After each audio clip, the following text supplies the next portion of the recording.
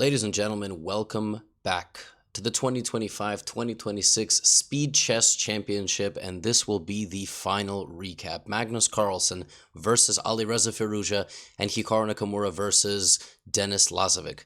The top three finishers of this event will qualify to the Esports World Cup being held in Saudi, in Riyadh. That will be in August of this year, and this final did not disappoint. Shout out to all of you who were there live in London. It was an incredible crowd. Let me know in the comments if you managed to get a ticket and how your experience was. We have the iconic Gotham hotel room with all the stuff in the background that is there deliberately to give you a little insight into my daily life when I travel. And before we get into this final recap, I'd like to thank the sponsor of today's video, Incogni. Hey, quick question. Did you know that strangers can find your online home records in seconds? It's not hacking. It's not some secret database. It's data brokers. Data brokers are companies that quietly collect and sell your personal information. Anything from your phone number, work records, home address, and more. They scrape these things from public records, websites, apps, and your day-to-day online activity. And then they publish this on people search sites for anybody willing to pay. Scammers love this. Identity thefts love this. And most people don't even know things like this exist. And that's why I started using Incogni. Incogni works behind the scenes to remove your personal data from hundreds of these data broker websites. They send legally valid removal requests and monitor these websites over time. If your information doesn't get removed, Incogni will keep pushing until it does. And if your information pops up somewhere not automatically covered by Incogni, all you have to do is send them a link. As part of their custom removals feature, a real privacy expert will look at the request you submitted and personally handle it for you. No endless emails, no legal confusion, no wasted time. Incogni is actually independently audited by Deloitte, so it's actually a service that follows up on what it promises to do. Folks, the less data there is out there about you, the safer you are. It's that simple. Use my code Gotham today to get 60% off the Incogni annual plan. Link is in the description. Protect your identity before it becomes somebody else's opportunity. And with that, let's get back to the video. So here it is, folks. Denis Lazavik versus Hikaru Nakamura for a second Speed Chess Championship in a row. Hikaru is in the third place match. Last time it was against Hans Niemann. There were no Esports World Cup spots on the line, but there was pride. There was a bit of a feud. That was an opponent that brought out the fire in you. This time he has a young grandmaster from Belarus, and he's a very, very strong player, very positional player. In this match, Hikaru would need to summon all of the, pent-up emotions from that Alireza match where he was ever so close to qualifying to the final, but ultimately could not get it done. Now, in this very first game, there was a very interesting moment, and it happened some 28 moves into the game. It was this position. Now, I just went to a conference in Barcelona, in Spain, and, well, I'm not trying to get into all of the history. I'm just simplifying for those that might not be aware. I went to Barcelona, all right? And in that conference where I was with Hikaru and I was with Magnus, Magnus gave an answer to at the Q&A where he said Hikaru is really good at beating the young players of the next generation in symmetrical pawn structures. And the reason is he's very good at maneuvering pieces and creating tactical opportunities and positional opportunities where they otherwise might not exist. And in this position, Hikaru grabbed a pawn. He found a little skirmish. The queen is hitting the bishop, both bishops. And Lazavik went to an opposite colored bishop endgame, which Hikaru very promptly began, putting on the grind. First, he sacrificed his queen. This is a very funny move because if you take the queen, it's just checkmate on the back rank. But if you don't do that, Hikaru is still going to bother you. He's going to create more tactical opportunities. And when the rook continues to run away, here comes this incredible queen to g6. And after the trade of these queens, black is totally lost in the endgame perspective because there is going to be some sort of ability to run the king. Yes, it's not the pawns, it is the king. And that is exactly what Hikaru does here. This is actually a masterpiece of an endgame. He uses his pawns to overwhelm Lazavik. And this is just totally beautiful, doing all of this with just 5 seconds on the clock, e7. Absolute masterpiece of a first game. Like this, winning a game like this must feel really, really incredible. But Lazavik, well, he really did not go away. He played d4 and c4 the entirety of the match. He played c4, and then he would play positions like this, reverse Sicilian, typical type of business. He would put his bishop on g2, and then he would advance on the queen side. This is all very normal. This is how Denis Lazavik plays his chess. He plays English is he plays queen spawn games, and then he would play things like b5, knight back to b8, and the light squared bishop on g2 would control the diagonal, and the position would be really comfortable for white. He would then try to extend and play very slowly, very intelligently. Look at this move, damaging his own pawns, but then he's going to jump in on the d5 square and put pressure on that d file. Denis Lazavik plays a very sophisticated type of chess. Like here, Hikaru does everything to stop him from putting his knight on d5, so he just plays rook d2, resets, keeps making improving moves, keeps maneuvering the pieces, and the second that Hikaru finds himself with a couple of weaknesses, Denis is going to spot an opportunity to pounce. Of course, first we're going to get into a little bit of a time trouble, because this is blitz after all, but in just a matter of time, it will become very difficult for black to defend. Like, you're going to get the players down to about 20 seconds, Denis makes a break for it, and all of a sudden comes f5, and he's just much better. And you didn't really have to play like this, you know, with black. You had to spot a couple of better moments here, but he does it like this. Denis breaks through, trades the queens. And, you know, Denis in this match and overall in his career has been compared to Magnus. He has a playing style which is very similar to that of Magnus Carlsen, which is slow grind, make the opponent self-destruct. His only problem in this tournament is that he had to face Magnus. That's really it. And, you know, this match was so back and forth. We have another 5+1 game here. This is a Queen's Gambit declined. It transposed from an English. And in this game, Denis plays the traditional approach, which is where you play d4, e3, f3, and then this queen kind of waits, and white prepares maybe e4 in the future. Hikaru in this position rushes with c5. Immediately, Denis punishes this move and just gets a position where he's up a pawn. Hikaru tries to complicate matters. Denis is not a guy that you know you can BS against in a chess game. He is so smart with the way that he plays. Pieces go to the right squares. He makes simple improving moves, short moves, effective moves, outmaneuvering his opponents. Knight is hanging. Rook is hanging. Knight targeted. Knight targets the rook. The queen is hanging. And he kind of makes it look easy, like the same way that Magnus sometimes makes it look easy against people. He makes it look easy against people. But, you know, this match was really evenly contested. Like, this was another game. This was a Spanish, and they had a lot of Spanishes. Denis played e4, e5 exclusively throughout the match. And Hikaru would try to put some pressure in these different Spanish Ruy Lopez positions. Look at this. This is amazing. Knight into e6, and you cannot take it because of various pressure on the diagonal. Queen goes to g3, and Hikaru got a bishop pair in this game. He would then try to trade and try to win an endgame against Lazavik. Pawn takes, rook takes before. Denis, such a smart defender, so creative, but not immune to blunders. You know, in this position, he goes rook back to b7, and he completely hallucinates that after the simple trade, there is the move f4, which wins the game on the spot. Kind of wild, you know? In this game, like everything equal, but with a minute and 40 on the clock, this is speed chess, and this happens sometimes. He goes rook back and just totally forgets that, like, this is here. If the position was such with h3 and the move g5, black would have been, if anything, better, and that's probably what Denis was hoping for, that his knight is so strong in this endgame, and all his pawns are going to be on dark squares, that he would have a long-term advantage, and sadly, he just loses the game on the spot.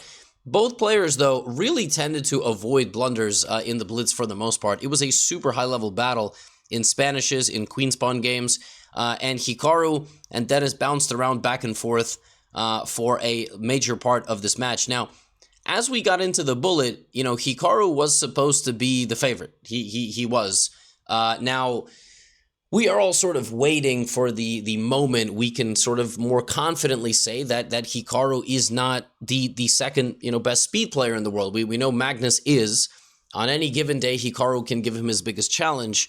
But, well, just like in other sports, like a tennis, at some point the stars do age and the young generation takes over. Now, I thought if it's within 1 or 2, which it was after the 5+1, 3+1, Denis had a lead. But if it was within one or 2 games, Hikaru was within striking distance. But then Denis started pulling away in the bullet, and Hikaru had to come back from a simply unfathomable deficit given the time circumstance. But obviously, anything in bullet can happen. Here, we play a bullet game where Hikaru from the opening gets a nice positional bind and then an attack. 1:05 on the clock from Hikaru, playing with flow. Queen to f2, rook f7. An absolutely vicious, belligerent attack on the king, but Lazavik very clever defensively, and somehow, despite being 2 pawns down, is holding. Like, Hikaru is up 49-9. He's up 40 seconds on the clock, but Denis Lazavik just won't lose. He goes for this endgame, though, and this endgame actually costs him. If he hadn't done that after knight f4 and just waited, he would have maybe saved this game. Instead, he goes for an endgame. He forces things, but this is a losing endgame, as white has the most powerful pawn in the game, which is an outside h-pawn, and Hikaru ends up getting it done. Now, Hikaru here has the same situation that he had against Alireza. He has about 5 minutes remaining on the clock to save the day. All right, so he has a 2-game deficit, and he has about 5 minutes to do it. Denis plays the Sicilian, Hikaru plays the Alpin. Again, he's got to win. This is bullet. But look at Denis's time. Neither player going below a minute. That's because they gain a second every time they make a move. Queen b6, and now Hikaru begins taking over. In fact, Hikaru in this game is sort of playing the way Lazavik plays. Slow improving chess. Look at this. The rooks are coming in. Here comes bishop g6, shredding open the position. We have this. Hikaru goes for the rook endgame. It's a 5-on-4, but he is just too active. He's going to pick up the material. Now, Denis needs to save the game, but he's not going to be able to do that. At the minimum, he can try to run time off the clock, but g4, rook b7, he gives checks. Hikaru converting, going to try to win the next pawn. He's not able to do that. Rook f7, rook d6, and this is the end of the game. And so at this point, Hikaru has about, I don't know, 1 minute and 30 seconds, maybe 2 minutes to win this final game. And if he wins this game, we go to an overtime. So with black, he's about to pull off the craziest comeback ever, just like Alireza Firouzja did against him. Now, Denis again going for his English. Hikaru's going to have to create winning chances, but to create winning chances in chess, you have to create losing chances. You have to get a very, very sharp double-edged position. If the other guy doesn't want to punish your mistakes, and you know, then you're going to be able to get away with stuff. But here, Denis going c5, Hikaru playing for f5, and ultimately, in a couple of moves, it just looks like white has a totally dominant positional advantage. Knight h4 here winning, queen d3 winning, but he goes knight g1, and now Hikaru gets back in the game, and things start spinning out of control for Denis. Queen e4, and look at this position. Queen takes f2, Hikaru landing an absolutely incredible tactic. Knight to e4 check, he picks up the queen, and it does look like here you're going to take the rook back, but you're not. Hikaru at this point kind of shushed the crowd because they couldn't believe that he landed this combo, and he was like, hold on, don't celebrate yet. Time has expired. Hikaru has to win this game. Rook a2 check. e4, not the best. Maybe there was something better, but he opens up the position for his bishop. Rook to d2. It looks like he's just mating, but here comes takes e4. And if rook h2, you know, the king is going to run out. So Hikaru goes here, but this allows the knight to get back in the game just in time. Not only is it defending mate, it also attacks the rook, and then it can go to g5 and go to b8. And now something super strange happened. If you watch the live show, Hikaru here started saying something like, oh, it doesn't matter anyway. Like, the time's run out, it doesn't matter anyway. And everybody watching was confused. I was standing around some people. They thought he meant that even if he saved the game, it wouldn't matter because the game clock has expired. But that's not what the rule is. The rule is this will count, and if he saved this, then it would have counted. I saw some explanation later posted. It's something. I mean, I think the stakes are so high, the pressure's so high. You can have like a brain freeze moment, and I think for a second he thought that he thought that he needed to finish this game before the time is up. That he had this moment, and that is why he went for this to try to checkmate faster. And after knight f3, there's, you know, an escape. That's what I don't know. All I know is rook h2 would have kept the pressure, but Lazavik escapes, forces a draw as time expires, and in an unbelievable turn of events, defeats Hikaru in the third place match of the Speed Chess Championship. Denis Lazavik is now the third place finisher, makes it to the Esports World Cup. He's qualified. He's going to change his life. He's not yet signed by an esports org. I hope that changes. Just absolutely incredible. And Hikaru finishes in fourth place, losing to the two young guys, Alireza Firouzja and Lazavik. But these matches came down to one game, which is just absolutely mind-blowing. And that's not even the final. I now have a final match to show you, which is Firouzja versus Carlsen. Now, the last time these two played, I commentated on the match with none other than Daniel Naroditsky. And that was in 2024 in Paris. And within the first hour of that match, the result was decided. It was a whopping victory for Magnus. He won 23.5 to 7.5. I was nervous. I was like, I hope Firouzja changes up the mental game, changes up something with the openings and comes prepared. Now, the very first game, Firouzja plays into a variation of the Catalan, which, if you were following closely, he actually played this against Hikaru yesterday, this exact thing, this exact line, and a4 here is the move that Carlsen chooses to apply pressure to the queen side. Now, something really, really unfortunate happens in this game, because Alireza plays fantastic. He plays slow, calculated, equalizes the position. You kind of get this like nervy feeling, like, is Magnus gonna grind down an endgame here, just up this pawn? I mean, I really doubt it. Firouzja here plays, trades a rook a2, keeping the pressure. Okay, I mean, I've seen Magnus win some crazy endgames before, but surely he's not gonna win this one, right? Oh no. Bad things are about to happen. You see, it looks like he's threatening mate here, Magnus. And this is what he does. I mean, ghosts become created in your head. You have to play g6 here, and then you have to run the king to g7, because if you play this move, then there's bishop f8. And bishop f8 comes with a real threat, because with the pawn on g6, there was no threat, as you would simply take the pawn on h5.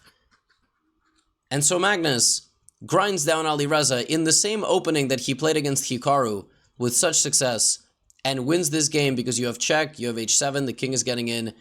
And I'm sitting there in my chair for a second year in a row going, this is not going to go well. Magnus just did to Firouzja what he did again in 2024, and they also played in the Esports World Cup final, and he won there, and that's not good either. So just bad all around. I'm really not looking forward to this just being a match that's 1 hour long.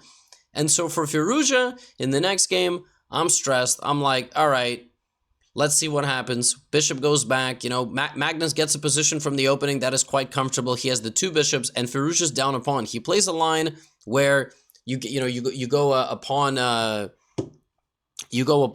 You try to create an attack. He ends up not getting the attack. Magnus has the two bishops. He has a slight middle game advantage. Oh man, like this is not any good. This is not what Firouzja wanted. And then Alireza, down a minute against the best player in the world, rated 33-38 on chess.com, plays rook to e1, queen goes to d2, a5 taking a little bit of queenside space to, protect against any sort of advancement.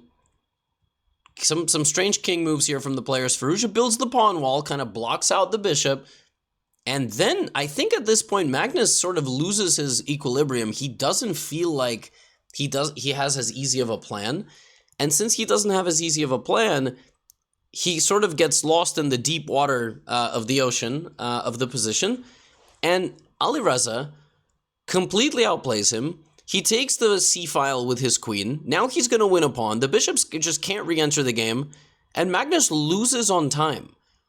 And the game review chart here was just even and then just went like this. And he completely outplays Magnus in the second game of the match. Now I'm hyped. Now I'm like, oh, this is a very different Firouzja. Because last time it was 6-3 in the 5+1 segment. Winning a game like this after losing a first game like that, like the quality of this game was so high, it sort of set us up for a very fun match. Now, here's another game. Carlsen, Firouzja. With the white pieces, Magnus goes for a Catalan. Last time Alireza took on c4, then he played c5. He played that super long, sharp line. Instead, we have bishop g2, we have castles, Magnus plays knight to e5, and queen a4, and we get a messy position. Now, I said during the commentary that it's a really big choice, and it's not really a good sign from Firouzja, that he's already moving away from the thing that works so well against Hikaru. Like, he played an opening against Hikaru. He's now trying to play it again against Magnus. He plays one game against Magnus, and he doesn't like it. And now he's already going to plan B. That's not usually a good sign. And we sort of trust that Magnus will be able to apply that pressure. Queen B5 was given a double question mark because A4 would trap the queen. It's not super obvious how that's possible. That doesn't really matter. Alireza, in this game, look at this. Plants his bishop on C4 to defend his center. Then we get E4. And then we get this. Firouzja gets his rook trapped in the center of the board, except that was the idea all along. Because after pawn takes knight, rook takes. I apologize. Rook takes would have been the better move. Magnus takes back with the pawn, thinking that he's simply picking up the rook. Alireza jumps in with the knight and comes back, and then is just going to advance this pawn. And it is not easy at all to do something here with the white pieces. Rook C8. Magnus tries his best, but Alireza gets a total bind. I mean, at this point, he probably could have pushed the A pawn. He could have went A3, A2.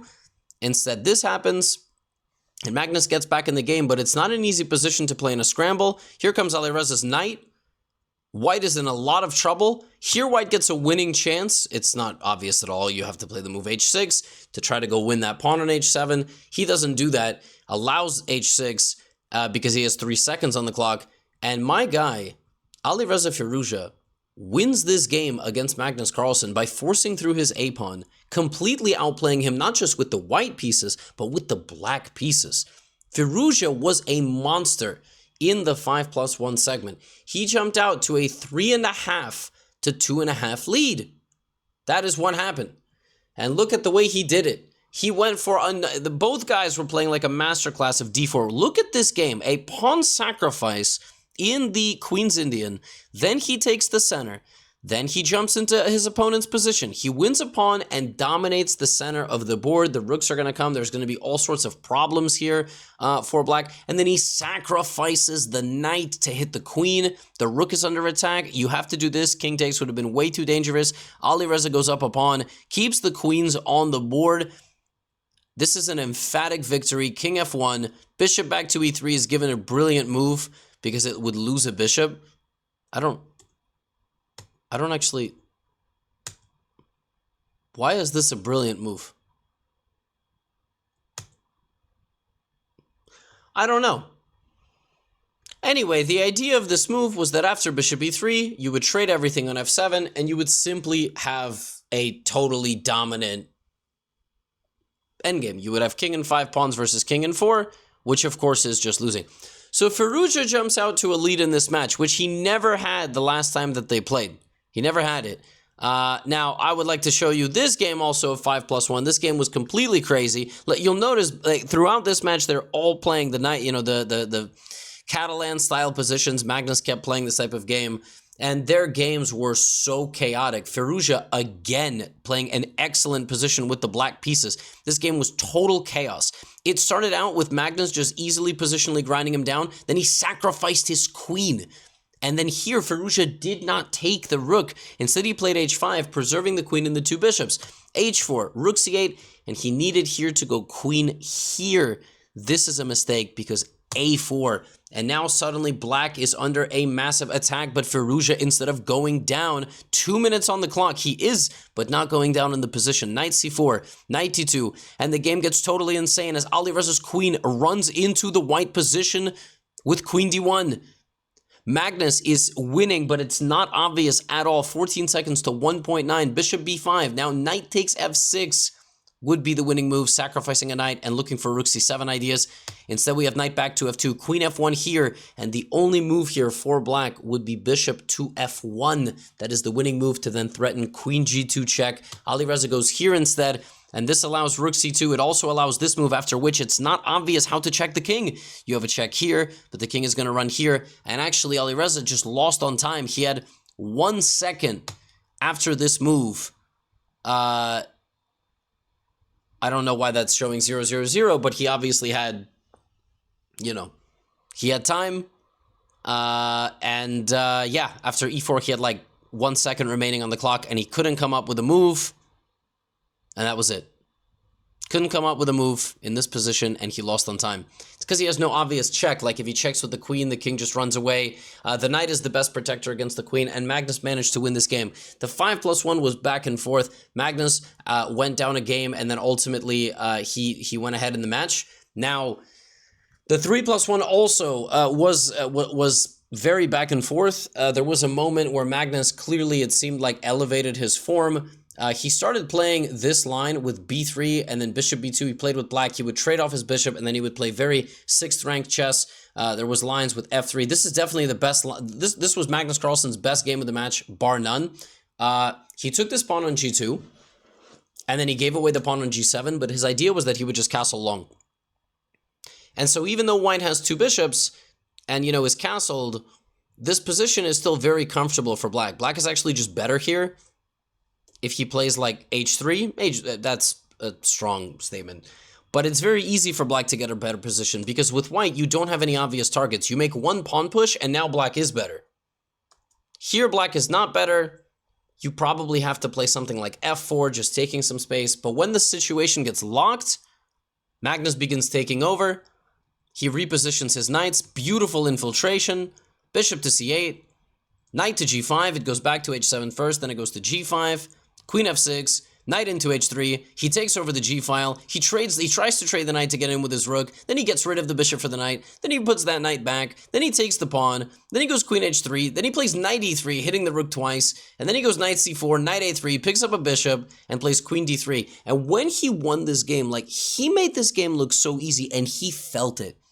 When Magnus won this game, he literally did this. He won, and then he looked at the audience, he looked at the camera and went, because he knew just how good of a game he had played, and an emphatic win for him in the segment. Now, that was the 3+1 game that I wanted to share. Of course, you should rewatch the live show because there are just so many games, and I can't make these recaps an hour long.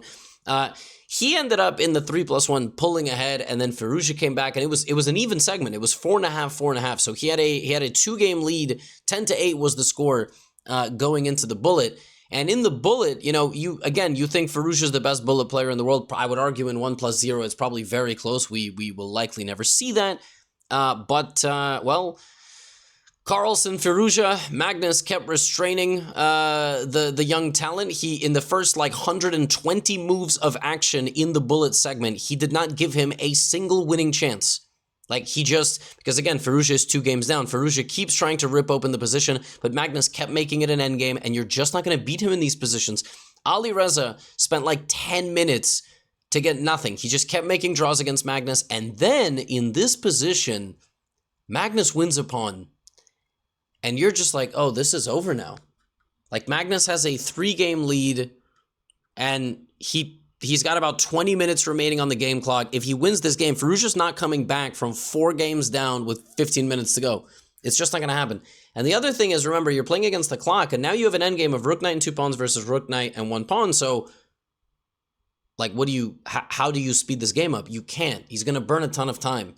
And so that's what he started to do. Less time Firouzja has, the worse it's going to be. The game goes 50 moves, 60 moves. We go to a rook endgame. Magnus is shuffling.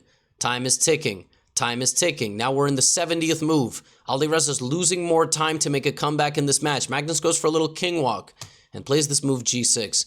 And what's absolutely unfathomable about the move g6 is that it's a very silly looking move. I mean, you just push a pawn, you trade some pawns. This move wins the game, and he just sat there obviously he saw that, but he thought he would just take, except he would lose his rook. He would be skewering himself. So he can't even take that. So even the best player in the world just gifts his opponent victories from time to time. Here he can just defend, but this is losing because the king and the pawn will just walk down. This king is cut off. It's never going to defend the position. So Alireza actually gets a second wind. Magnus blunders, and then look at this game. This was another Caro-Kann. This was an exchange variation. Magnus kept it as solid as possible, not letting Alireza, get any sort of winning opportunities. But look at this game from Alireza Firouzja. Rook takes b2, bishop b5. He castles. He gives up the knight completely. He sacrifices the knight. Magnus long castles thinking that he's trapping the rook, but he sacrifices it. Rook takes b5, an incredible move. And then he sacrifices the knight as well. I can't believe that was the only thing that got a brilliant. He sacrifices the rook, he sacrifices the knight against the best player in the world. And then he hunts this king out of its position as time is ticking. He needs to win this game quickly. He saves his king, he repositions, he's gonna fork here, get the rook, and time is dwindling. One game separates Alireza Firouzja and Magnus Carlsen. Can he cut the deficit? It would go back and forth in this segment. Queen f4, queen d2, he just starts taking his pawns. Magnus just resigns. And it all comes down to this. If Firouzja wins this game, he's going to save this match. If Magnus wins this game, it is all mathematically finished. And so, CDED, Alireza has to win this game to force one more game as time is ticking. He has about 2 minutes to do this. We get a queen's gambit. We get a position that looks really nice for white. He's going to start advancing. Magnus equalizing very nicely. Trades the queens. Firouzja just can't get anything going. King f3, rook d1. And then right here, Magnus makes a mistake. And he has 4 seconds on the clock. And Alireza has 33. And Alireza needs to win the game. He needs to win the game. He needs to either get resignation or checkmate within about a minute, or time is up. Bishop takes a3. Bishop takes f7 is an incredible move. And now here we have this. Bishop takes b2. Knight e6 check is winning. Alireza spots it. And here he needs to find rook c7. That is the only move. If you take the rook on d8, then I take your rook, you take me, and then I fork you like this. So the only move is rook c7, and Alireza thinks, and he doesn't spot it. And not only does he not spot it, here he could have just taken on e8, and then taken the bishop, taken the pawn, and tried to win the rook endgame. But he goes here. And that means that Magnus gets his check, escapes the position, and Alireza Firouzja goes down. It was a one-game match. Had Alireza won that game with white, and then he would have started the next game, and who knows what would have happened. But instead, Magnus wins, and Magnus Carlsen is yet again the speed chess champion, taking down Denis Lazavik and taking down Alireza Firouzja. Hikaru coming up short against both players, but it was so close, and it's just such a shame that we only see something like this once a year. I wish we could see something like this every 3 months, you know? But congratulations to Magnus, congratulations to all the players, congratulations to Firouzja and to Lazavik for qualifying to the Esports World Cup. Hikaru will also qualify to the Esports World Cup because of the calendar of events that he's played. In all likelihood, he's up there on the leaderboard. That concludes the Speed Chess Championship. It was an incredible experience here in London. And yeah, what more can I say? It's so great to see so many live fans. It's so great to see everything in the mainstream, really, and getting bigger and better. So, yeah. Couple of announcements, obviously. We have a Valentine's Day event going on Chessly. We've got the candidates coming up. We've got all sorts of things. I'll talk more about that later. Some books coming out in March. But until then, you know what to do. Get out of here.